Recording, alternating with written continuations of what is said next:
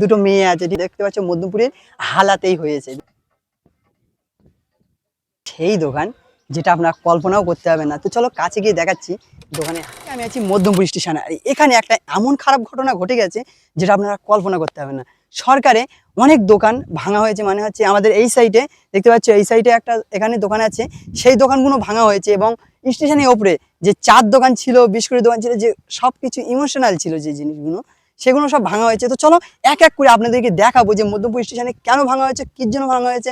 আর হ্যাঁ, আমার পিছনে দেখতে পাচ্ছ মধ্যমপুর স্টেশন, যেটা আপনারা সবাই জানো, সেই দোকান যেখানে হচ্ছে মধ্যমপুর স্টেশনে প্রথম, যেখান থেকে এসে হচ্ছে ঘোষবাড়ি যাওয়া যায়। এখান থেকে তোমরা ঘোষবাড়িও যেতে পারবে, যে দেখতে পাচ্ছ এখানে টোটো আছে, ঠিক আছে। এই যে টোটোগুলো এখান থেকে ঘোষবাড়ি যাওয়া, আর এখানে সেই দোকানটা আছে, ঠিক আছে, যেখানে যেটা সরকারে ভেঙে দিয়েছে আইনিভাবে কি বেআইনিভাবে সেটা আমরা পরে জানবো। তো এখানে অনেক মাল ক্ষয়ক্ষতি হয়েছে, যেগুলো নিচে দেখতে পাচ্ছ, ঠিক আছে। সরকারের এটা করা উচিত হয়নি।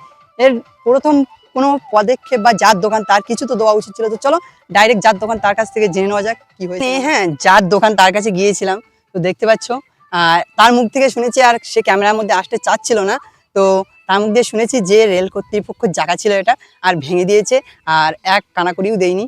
তো তার কাছে শুনলাম, তো সে বললো যে আমি আবার চেষ্টা করব, হাল ছাড়বো না। তো আপনারা যদি কোনো কিছু করেন, যদি কোনো কিছুতে বাধা দিয়ে দেয়, তো কোনোদিন হাল ছাড়বেন না, লেগে থাকবেন। তো চলো স্টেশনের ওপরে একটা দোকান আছে, হ্যাঁ, সেই দোকানটাও ভাঙা হয়েছে। তো সেটা আমরা জায়গাটা যেটা স্টেশন আছে, তো এর পাশে যে দোকানটা দেখতে পাচ্ছ, এই যে দোকানটা, এই দোকানটা ভাঙা হয়েছে 13 তারিখে, ঠিক আছে। তো 13 তারিখে বলতে 13 তারিখে না 10 তারিখে, আজকে তারিখটা দেখা হয়নি। তো 3 দিন হয়ে গেছে, আর আজকে আমরা জানতে পারলাম। তো চলো দোকানে কতটা ক্ষয়ক্ষতি হয়েছে না হয়েছে সেটাও আপনারা জানতে পারবেন। তো চলো দোকানটা দেখা যাক। এই দোকানটা আপনারা দেখতেই পাচ্ছেন, যেটা হচ্ছে গিয়ে পুরো স্টেশনের পাশে। এখানে হচ্ছে গিয়ে কোল্ড ড্রিঙ্কস থেকে শুরু করে অনেক কিছু যেখানে বিক্রি হতো, সেই জায়গাটা। তো এই জায়গাটাও ভাঙা হয়ে গেছে। আর আসল জায়গাটা আপনারা এবারে দেখতে পাবেন, যেটা সব থেকে সবার প্রিয় ছিল, ঠিক আছে। তো চলো সেই জায়গাটা আপনাকে দেখাচ্ছি। এটা হলো সেই দোকান, যেটা আপনারা কল্পনাও করতে হবে না। তো চলো কাছে গিয়ে দেখাচ্ছি দোকানের হালটা কি হয়েছে। হে হোয়াটসঅ্যাপ ফ্যামিলি, অ্যাকচুয়ালি কি বলতো, আর আমি আর আমার একটা বন্ধু এসেছিলাম, ঠিক আছে, এই সে, হ্যাঁ। তো এখানে এসে কিরকম গাদ্দারি করছে দেখো, হ্যাঁ, ভিডিও করেই দিচ্ছে না, মানে স্টেশনের ওপরে, ঠিক আছে, ওই যে উড়ির ওপরে, ওখানে দুটো মেয়ে আছে, ঠিক আছে, তার জন্য একটা ভিডিও শুটই নেবে না। ঠিক আছে, তো মেয়ে আছে তো কি হয়েছে, আমি এখান থেকে এই 2 মাস পরে শুটিং চালু করেছি। আর এই যে দেখতে পাচ্ছ মধ্যমপুরের হালাতেই হয়েছে, ঠিক আছে। তো হালাতে এই অবস্থা করেছে, ঠিক আছে। আমি পিছনে ক্যামেরা করে আপনাদের এই সে মধ্যমপুর স্টেশন, ঠিক আছে। আর এটা টিকিট কাউন্টার, আর এই জায়গাতে এই সেই দোকানটা, যেটা আপনারা হয়তো দেখেছো। আর এটা এআই বলতে কোনো এআই না, এখানে একটা মৌমাছির চাকও আছে। তো দেখতে পাচ্ছি এখানে আমরা সবাই বসে থাকতাম, আর এখান থেকে মাল দিত, যেটা আপনাদেরকে ভেতরে গিয়ে দেখাচ্ছি।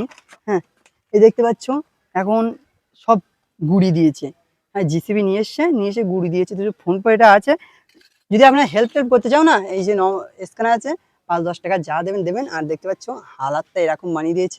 তো উপর দিয়ে দেখাচ্ছি আপনাদেরকে 2 মাস পরে ইউটিউবে ভিডিও বানানো স্টার্ট করছি, ঠিক আছে। কি ভিডিও বানাবো সেটা তো বলতে পারছি না, কিন্তু আপনারা পাশে থাকলে নিশ্চয়ই ভালো পাবে। ফ্যামিলি মধ্যমপুরে এত জায়গা, আপনারা হয়তো এই শ্যুটটা আপনারা বুঝতে পারছেন না, কারণ এটা এমন জায়গাতে নেওয়া না, বোঝা যাবে না যেটা মধ্যমপুর, ঠিক আছে। তো আপনারা যারা ভিডিওটা এই পর্যন্ত দেখেছো, তারা লাইক কমেন্ট শেয়ার করতে ভুলবেন না। দেখা হচ্ছে নেক্সট কোনো ভিডিওতে, জন্য ভালো থাকবেন, সুস্থ থাকবেন, টেক কেয়ার, খুদা হাফেজ।